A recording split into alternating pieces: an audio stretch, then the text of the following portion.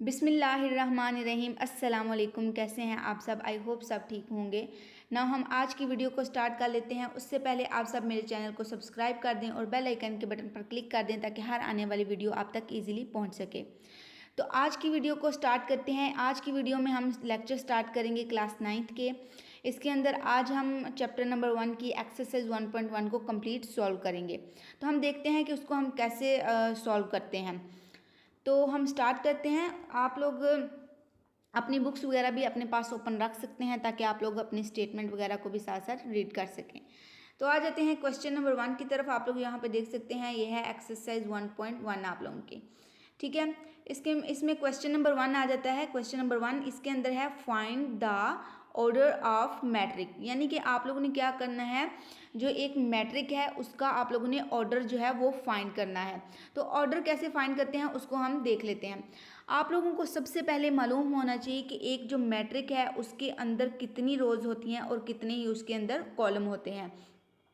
तो यहाँ पे आप देख सकते हैं, पहला क्वेश्चन क्या है हमारे पास, ए इज इक्वल, फिर मैट्रिक है उसके अंदर है 2, 3, -5 और 6। तो अब इसमें देख लें, ये जो होती है ये हमारी फर्स्ट रो होती है, इसको हमने लिख लिया है रो 1, और ये हमारी जो होती है ये सेकंड रो होती है, इसको हमने लिख लिया है रो 2। तो इधर से देख सकते हैं ये इधर से रोज होती हैं, और अगर इधर से देखा जाए तो ये हमारे पास कॉलम होते हैं। ये हमारा फर्स्ट कॉलम है, कॉलम 1, और ये हमारा सेकंड कॉलम है, कॉलम 2। तो आप लोगों को पता चल गया कि इसके अंदर कितनी रोज हैं और कितनी कॉलम है। इसके अंदर 2 रोज हैं, फर्स्ट रो ये है और सेकंड रो ये है। अगर कॉलम देखा जाए तो ये है 2 कॉलम। तो हमें पता चल गया कि इस मैट्रिक के अंदर 2 ही रोज हैं और 2 ही इसके अंदर कॉलम है। तो अब हम इसका ईजीली जो है ऑर्डर जो है वो लिख सकते हैं। हम लिख देंगे ऑर्डर ऑफ, अब इस मैट्रिक को हमने किसका नाम दिया हुआ है, ए का, तो हम लिख देंगे ऑर्डर ऑफ ए इज 2/2, यानी कि हमारे पास 2 ही रोज हैं और 2 ही हमारे पास कॉलम है। तो आप लोगों ने ये बात हमेशा याद रखनी है कि हम सबसे पहले जो है रोज का लिखते हैं, यानी कि रोज 2 हैं तो हमने यहाँ पे पहले रोज का लिखा है, फिर उसके बाद में हमने कॉलम का लिखा है। अब हम नेक्स्ट क्वेश्चन की तरफ मूव करते हैं, क्वेश्चन नंबर 1 के सेकेंड पार्ट की तरफ। उसको हम अब देख लेते हैं। तो क्वेश्चन नंबर 2 पे आ चुके हैं हम। यहाँ पे आप लोग देख सकते हैं क्वेश्चन नंबर 2। ठीक है, तो क्वेश्चन नंबर 2 को हम देखें, इसके अंदर क्या है, b इज इक्वल टू 0, 3, 5, यानी कि ये हमें एक मैट्रिक दिया हुआ है। इसके अंदर भी देख लें, इसके अंदर भी 2 ही रोज हैं और इसके अंदर भी 2 ही कॉलम है। तो इसका ऑर्डर भी हम वही लिख लेंगे कि ऑर्डर ऑफ, यहाँ पे b है क्योंकि हमने इस मैट्रिक को नाम b का दिया हुआ है, तो हम लिख लेंगे ऑर्डर ऑफ b इज 2/2, यानी कि 2 ही हमारे पास रोज हैं और 2 ही हमारे पास कॉलम है। उसके बाद हम क्वेश्चन नंबर 3 की तरफ मूव करते हैं। तो क्वेश्चन नंबर 3 पे आ जाएं। तो क्वेश्चन नंबर 3 में देखें कि c इज इक्वल 2 और 4।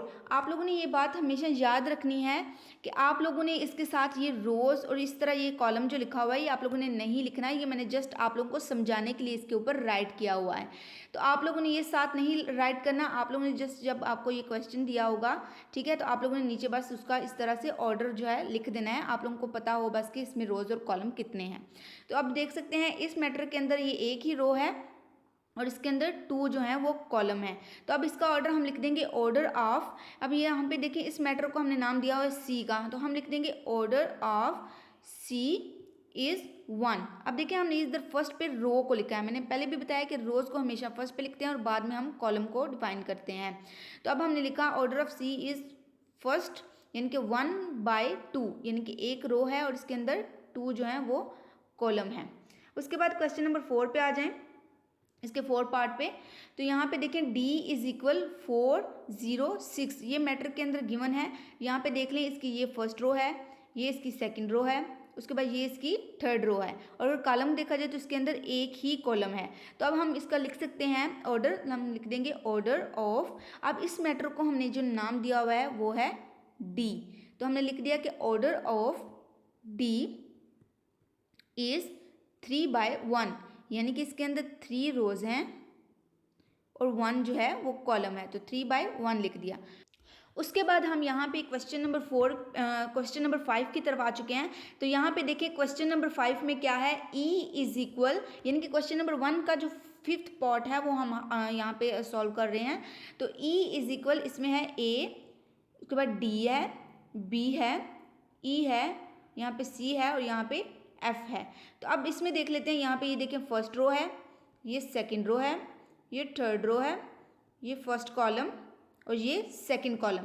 तो इसका अब हम लिख देंगे ऑर्डर ऑफ, अब इस मैटर को हमने नाम ई का दिया हुआ है, हम लिख देंगे ऑर्डर ऑफ ई इज़ 3/2, यानी कि 3 हमारे पास रोज हैं बाय और 2 हमारे पास कॉलम है। ओके, उसके बाद हम क्वेश्चन नंबर 6 की तरफ मूव करते हैं। तो क्वेश्चन नंबर 6 में आप देखें, क्वेश्चन नंबर 6 ये है, इसमें एफ इज इक्वल दिया हुआ है आपको मैट्रिक के अंदर सिर्फ 2 दिया हुआ है, ठीक है। अब इसमें देख लें, इसमें ये एक ही रो है हमारे पास, ये देख सकते हैं, और एक ही इसके अंदर कॉलम है। तो हमने यहाँ पे लिख दिया ऑर्डर ऑफ जो एफ है इज़ 1/1, ये फर्स्ट रो हो गई और यहाँ से देखा जाए तो ये फर्स्ट कॉलम है, जस्ट 1/1, ये इसका ऑर्डर हो गया। उसके बाद हम क्वेश्चन नंबर 7 की तरफ मूव करते हैं। अब आप लोगों को ऑर्डर जो है वो तो फाइंड करना आ गया होगा। उसमें जो है 2 ही चीज़ें मेन होती हैं, एक आपको पता होना चाहिए कि इसमें कितनी रोज़ हैं और कितने कॉलम है, और दूसरा आप लोगों को ये बात याद रखनी है कि फर्स्ट पे हमेशा हम रोज़ को लिखते हैं और सेकंड पे हम हमेशा कॉलम को लिखते हैं। उसके बाद क्वेश्चन नंबर 7 है, इसमें देखें जी इज इक्वल है 2 3 0, फिर 1 2 3 2 4 5। तो इसके अंदर देखें ये फर्स्ट रो है, ये सेकंड रो है, ये थर्ड रो है, इधर से ये फर्स्ट कॉलम, सेकंड, थर्ड। तो इसका हम अब जो है वो ऑर्डर जो है वो फाइंड कर लेते हैं। तो हम लिखेंगे ऑर्डर ऑफ, अब इस मैटर को जी का नाम दिया हुआ है, तो ऑर्डर ऑफ जी इज़ 3/3, यानी कि 3 ही रोज़ हैं और 3 ही हमारे पास कॉलम है। उसके बाद नेक्स्ट की तरफ मूव करते हैं, क्वेश्चन नंबर 8 आ जाता है। तो क्वेश्चन नंबर 8 में भी आप देख सकते हैं जी इज इक्वल, यहाँ पे इस मैट्रिक में दिया हुआ है 2 3 4 1 0 6। इसके अंदर देखें ये फर्स्ट रो है, ये सेकंड रो है, ये फर्स्ट कॉलम, सेकंड कॉलम और थर्ड कॉलम। ओके, तो इसका अब हम जो है ऑर्डर फाइंड कर लेते हैं। तो ऑर्डर ऑफ इस मैटर को हमने एच का नाम दिया हुआ है, हम लिख देंगे ऑर्डर ऑफ एच इज, यानी कि 2 रोज हैं और बाय 3, यानी कि 3 कॉलम है, तो 2/3 इसका ऑर्डर हो गया। उसके बाद हम अब नेक्स्ट क्वेश्चन की तरफ मूव करते हैं। ये हमारा जो क्वेश्चन नंबर 1 था वो हमने सॉल्व कर लिया है। क्वेश्चन नंबर 1 में यही सारे जो हैं टोटल इसके 8 जो है ना पार्ट थे। अब हम क्वेश्चन नंबर 2 की तरफ मूव करते हैं। तो क्वेश्चन नंबर 2 को हम देख, अब यहाँ पे आप लोग देख सकते हैं कि क्वेश्चन नंबर 2 की तरफ हम आ चुके हैं। क्वेश्चन नंबर 2 में हमें क्या गिवन है, क्वेश्चन नंबर 2 में वो कह रहे हैं कि which of the following matrix और इक्वल, वो कह रहे हैं कि इनमें से और कौन से जो मैट्रिक्स हैं, ये देखें आपको कितने ज़्यादा मैट्रिक्स दिए हुए हैं, ठीक है। इनमें से आप लोगों ने फाइंड करना है कि आपका कौन सा मैट्रिक्स जो है वो इक्वल है, यानी कि इसके अंदर हमें जितने भी मैट्रिक है हमने देखना है कि इनमें से कौन कौन से आपस में इक्वल हैं। तो अब हम देख लेते हैं, आप लोगों ने साथ में बुक भी ओपन कर लेनी है, अदरवाइज मैंने यहाँ पे सारे मैट्रिक राइट भी कर दिए हैं, ठीक है। अब हम देखते हैं कि हमने इनको सॉल्व कैसे करना है। तो आप लोग पहले आप लोगों ने यहाँ पे, वहाँ आप बुक पे देख सकते हैं सारी जो मैट्रिक्स आपको गिवन है। आप लोगों ने फर्स्ट पे आ जाना है, ठीक है। ये जैसे फर्स्ट है, इसके ऊपर आप लोग देखें a इज इक्वल 3, इस मैटर के अंदर 3 गिवन है। तो आपको रोज़ और कॉलम कैसे हम देखते हैं वो मैं आप लोगों को पिछले फर्स्ट क्वेश्चन में बता चुकी हूँ। तो आप देखें इसके अंदर एक ही रो है और एक ही कॉलम है, तो हमने आगे लिख दिया 1,1, यानी कि एक रो है और एक कॉलम, फर्स्ट रो और फर्स्ट ही कॉलम। उसके बाद बी पे आए तो हमने बी का भी साथ राइट कर दिया कि इसकी एक रो है, ये 1 लिख दिया, और 2 कॉलम है तो हमने यहाँ पे साथ 2 लिखा, ठीक है। उसके बाद सी पे आ जाए तो यहाँ पे देखें ये 5 - 2 लिखा हुआ है। अब देखें ये तो सिंपल थे, लेकिन इस मैट्रिक के अंदर उन्होंने सब्सट्रैक्शन दे दिया, यानी कि 5 - 2 है, उसको हम सब्सट्रैक्ट करेंगे पहले, उसके बाद हम उसको सॉल्व करेंगे, उसकी रोज़ और कॉलम को हम देखेंगे। तो अब देखिए इधर हम 5 - 2, हमने पहले इसको 5 में से 2 को माइनस किया, सब्सट्रैक्ट किया, तो हमारे पास क्या आ गया 3। तो ये अब हमारे पास मैट्रिक बन गया। अब हम इसका देखेंगे कि कितनी रोज़ और कॉलम है। तो देखिए इसमें एक ही रो है और एक ही कॉलम, तो वो हमने साथ राइट कर दिया। उसके बाद डी पे आ जाएं तो डी में है एक ही रो है और 2 इसमें कॉलम है, तो वो हमने यहाँ पे लिख दिया। उसके बाद ई है, तो ई में देखें इसके अंदर 2 रोज़ हैं और 2 ही इसके अंदर कॉलम है, तो वो हमने लिख दिया 2,2, यानी कि 2 रोज़ और 2 कॉलम। फिर एफ है तो इसके अंदर भी देखें 2 रोज़ हैं और एक ही कॉलम है, तो 2,1। उसके बाद जी पे आ जाए तो जी में देखें यहाँ पे 3 - 1 और नीचे 3 + 3 दे दिया हुआ है, यानी कि पहले हम इसको सॉल्व करेंगे, फिर उसके बाद इसकी रोज और कॉलम लिखेंगे। तो हमने लिख दिया 3 - 1 ये 2 आ गया है, 3 + 3 किया तो वो हमारे पास 6 आ गया। अब हमारे पास ये मैट्रिक्स जी का बन चुका है। तो इसके अंदर देखें ये फर्स्ट रो है, ये सेकेंड रो है, यानी कि 2 रोज हैं इसके अंदर, वो हमने 2 लिख दिया और फिर एक कॉलम है तो हमने आगे (1) लिख दिया। उसके बाद एच पे आ जाए, जिसके अंदर 2 रोज हैं और 2 ही कॉलम है तो हमने लिख दिया 2, 2। उसके बाद आई पे आ जाए, तो यहाँ पे आप लोग देख सकते हो, ठीक है, यहाँ पे देखें ये 3 है, उसके आगे 3 + 2 है, यानी कि पहले हम अब इस मैट्रिक को सॉल्व करेंगे, उसके बाद रोज और कॉलम लिखेंगे। तो हमने लिख दिया 3 ऐसे लिख दिया, 3 + 2 कितना हो गया 5, ठीक है, 3 और 5 आ गया इस मैट्रिक के अंदर। तो अब हम देख लेते हैं इसके अंदर कितनी रोज और कितने कॉलम हैं। तो इसके अंदर ये फर्स्ट रो, यानी कि एक ही इसके अंदर रो है, वो हमने लिख दिया 1, फिर इसके अंदर ये फर्स्ट कॉलम, ये सेकंड कॉलम, तो हमने (2), यानी कि 2 हमारे पास कॉलम है और 1 हमारे पास रो है। उसके बाद जे पे आ जाए, तो यहाँ पे जे में आप देख सकते हैं 2 + 2, 2 - 2, 2 + 4 और 2 + 0, यानी कि इस मैटर को पहले हम सॉल्व करेंगे, उसके बाद हम इसकी रोज और कॉलम लिखेंगे। तो हमने सॉल्व कर लिया, 2 + 2 क्या आ गया 4, 2 - 2 क्या आ गया 0, 2 + 4 क्या आ गया 6, 2 + 0 क्या आ गया 2। 0 में कुछ भी ऐड करें या सब्सट्रैक्ट करें वही वैल्यू आ जाती है जिसको हम ऐड या सब्सट्रैक्ट कर रहे होते हैं। तो अब ये हमारे पास मैट्रिक आ चुका है, इसमें अब हम रोज और कॉलम देख लेते हैं। तो ये देखें फर्स्ट रो सेकेंड, यानी 2 रोज, फर्स्ट कॉलम सेकेंड, यानी कि 2 कॉलम, तो वो हमने लिख दिया। अब ये चीज़ आप लोगों ने पहले लिख लेनी है, ठीक है।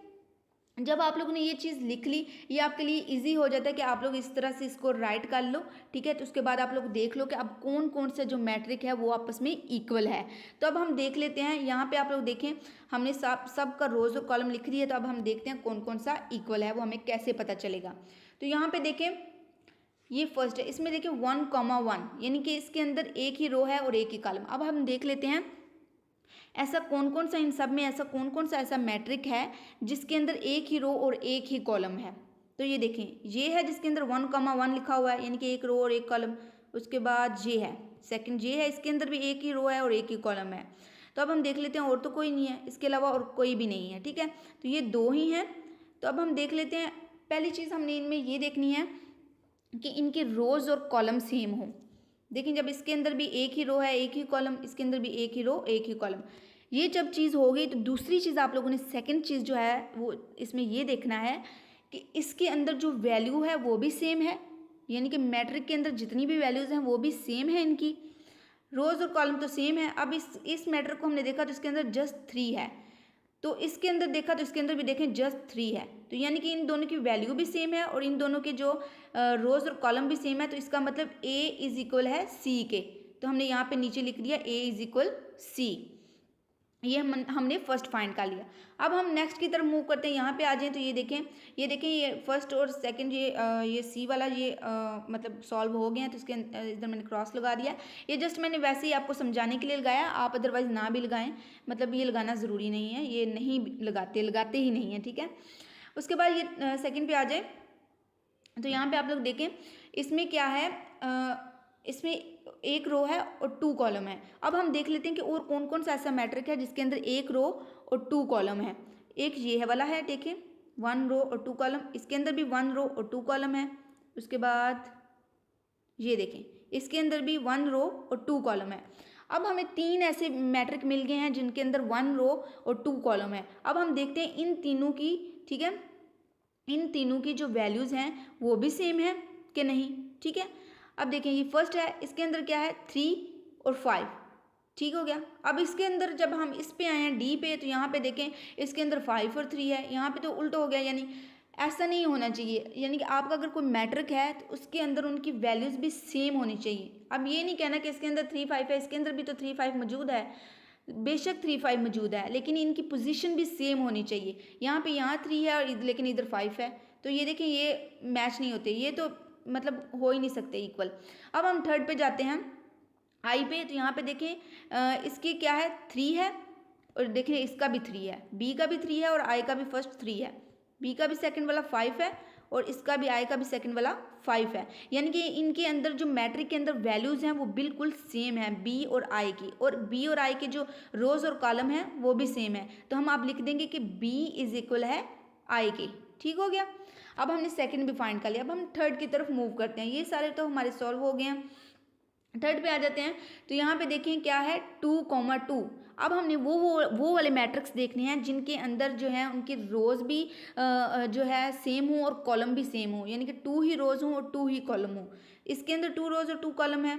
उसके बाद इसके अंदर देखें 2 रोज़ और 2 कॉलम है। उसके बाद यहाँ पे देखें तो 2 रोज़ और 2 कॉलम है, यानी कि ई में, ठीक है, एच में और जे में, इन तीनों में इनकी रोज़ और कॉलम सेम है। अब हम देख लेते हैं इनकी वैल्यूज़ भी सेम है।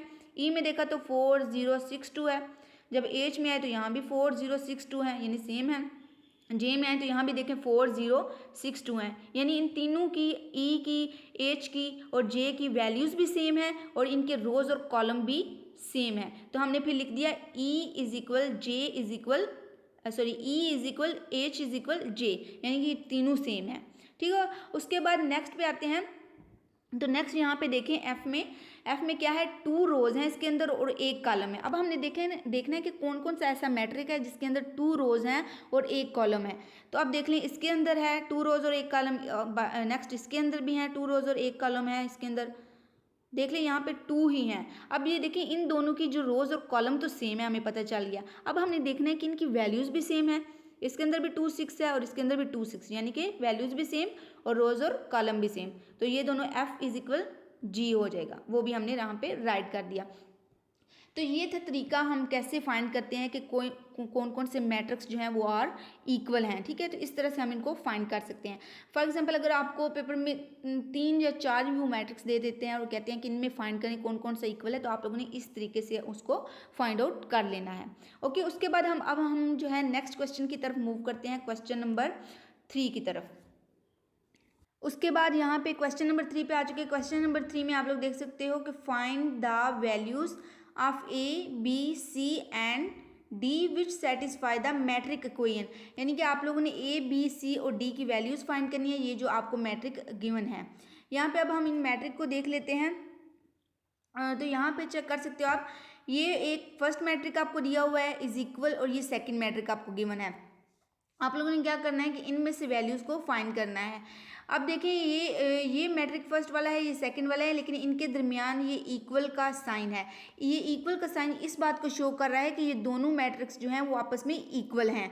तो अब हम इनको जो है सॉल्व करना स्टार्ट कर लेते हैं। यहाँ पे आप लोग देखें फर्स्ट मैट्रिक पर अगर हम आ जाएँ तो इसकी जो फर्स्ट वैल्यू है वो है ए प्लस सी, और ये जो मैट्रिक सेकंड है इसकी फर्स्ट वैल्यू है 0। तो अब हम इसको लिखेंगे ए प्लस सी इज इक्वल 0। ये हमने लिख लिया ए प्लस सी इज इक्वल 0, इसको हमने फर्स्ट का नाम दे लेना है। ओके। उसके बाद सेकंड पे आ जाए तो इस मैट्रिक की सेकंड वैल्यू है ए प्लस 2b और इस मैट्रिक की सेकंड वैल्यू है -7। तो हमने लिख लिया ए प्लस 2b इज इक्वल -7। ये हमारी सेकंड इक्वेशन बन गई। उसके बाद इस मैट्रिक की थर्ड वैल्यू है c-1 और इस मैट्रिक की थर्ड वैल्यू है 3। तो हमने लिखा c-1 इज इक्वल 3, ये हमने थर्ड इक्वेशन को राइट कर लिया। उसके बाद इस मैट्रिक की फोर्थ वैल्यू 4d-6 को हमने इस मैट्रिक की फोर्थ वैल्यू 2d के इज इक्वल लिख लिया, 4d-6 इज इक्वल 2d। तो इस तरह से हमने ये चारों इक्वेशन को राइट किया है। तो इनको नाम दे लिया, इसको फर्स्ट का, इसको सेकंड का, इसको थर्ड का और इसको फोर्थ का। इसके बाद हम नीचे आ जाते हैं। ठीक है। आप लोगों ने इसको थोड़ा सा इस तरह से, ओके, अब आपको इसका क्लियर पता चलेगा। अब यहाँ पे देखें हमने इस क्वेश्चन की सारी इक्वेशन को राइट कर लिया है। तो उसके बाद हमने क्या करना है कि इन इक्वेशन में से हमने वैल्यूज़ को फाइंड आउट करना है। इसके लिए हम ये जो इक्वेशन नंबर 3 है इसको ले लेते हैं और इसके अंदर से हम वैल्यू को फाइंड कर लेते हैं। हमने यहाँ पे लिखना है फ्रॉम इक्वेशन 3। ठीक है। हमने यहाँ पे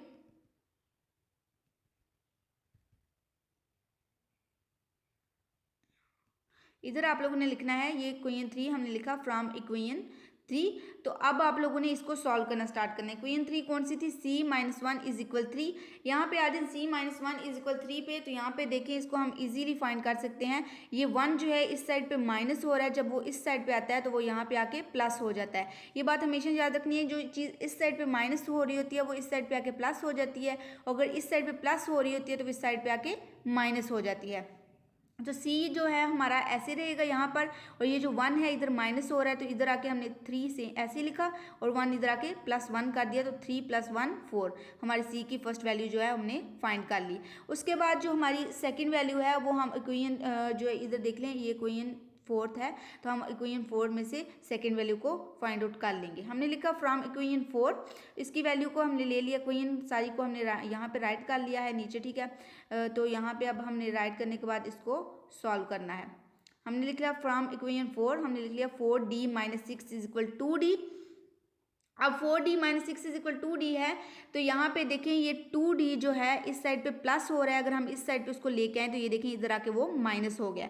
हमने क्या किया कि हमने जो d वाली वैल्यूज़ हैं उनको कंबाइन कर लिया, और जो जस्ट हमारा वैसे ही न्यूमेरिकल है जिसमें न्यूमेरिक वैल्यू है उसको हमने इस साइड पे लिया है, और d वाली वैल्यू को कंबाइन कर लिया। 4d इधर ही है, ये 2d जो है इस साइड पे प्लस हो रहा है तो इस साइड पे आके ये देखें वो सब्सट्रैक्ट हो गया है, यानी माइनस हो गया। 4d minus 2d is equal, ये 6 इधर प्लस था तो इस साइड पे आके ये सॉरी इस साइड पे माइनस था तो इस साइड पे आके ये प्लस हो गया। तो 4d में से हमने सब्सट्रैक्ट किया है 2d को, तो बाकी हमारे पास क्या आ गया है 2d। तो उसके इज इक्वल यहाँ पे 6 है तो 6 ऐसे ही आ गया। अब नीचे देखिए d इज इक्वल, अब 2 यहाँ पे देखें ये 2 इधर जो है मल्टीप्लाई हो रहा था, ज़रब हो रहा था, तो जब वो इस साइड पे आया तो इसके नीचे आके वो तकसीम हो गया, यानी डिवाइड हो गया।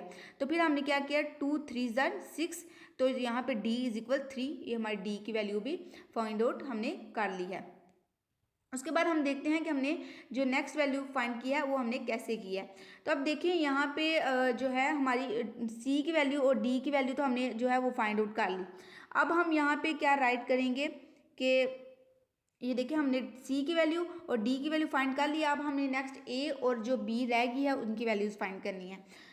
तो हम यहाँ पे देखें ये जो इक्वेशन है a plus C is equal 0। अगर हम यहाँ पे c जो हमने c की वैल्यू ये 4 निकाली है, अगर हम इस इक्वेशन में c की जगह पे c की वैल्यू पुट करेंगे तो इजीली हम यहाँ से a की वैल्यू निकाल सकते हैं। तो इस स्टेप के बाद हम यहाँ पे आते हैं, ठीक है। अगर आप यहाँ पे मैंने इसी पेज पे यहाँ पे लाइन लगा के कर दिया ताकि नेक्स्ट पेज पे अगर मैं करती तो फिर वहाँ से बैक पे आना तो इस तरह मुश्किल हो जानी थी। अदरवाइज़ आप लोगों ने अगर आप लोग चाहते हैं कि इसी तरह लाइन लगा के करना चाहते हैं तो कर सकते हैं, वरना आप लोग इसके बाद नेक्स्ट पेज पे भी राइट कर सकते हैं इस चीज़ को। तो इसके बाद हमने यहाँ पे आना है, ठीक है। तो हमने यहाँ से a plus C is equal 0 हमने यहाँ पे लिख लिया फ्रॉम इक्वेशन 1, हमने इक्वेशन 1 को ले लिया है, और इसके अंदर हम ये जो c की वैल्यू 4 निकाली है इसको पुट कर देंगे, पुट c इज इक्वल 4। हमने यहाँ पे लिख लिया a plus C is equal 0, a तो ऐसे ही आएगा प्लस, फिर c की जगह पे ये वैल्यू उसकी ये जो 4 है इसको यहाँ पे पुट कर देंगे, और इज इक्वल ये 0 ऐसे ही आ गया। तो अब ये देखिए 4 इस साइड पे प्लस हो रहा है, जब इस साइड पे आएगा तो वो आके -4 हो गया, जब यहाँ पे प्लस होता है तो उस साइड पे जाके वो माइनस हो जाता है। तो a इज इक्वल -4, ये हमारी थर्ड वैल्यू भी हमने फाइंड आउट कर ली।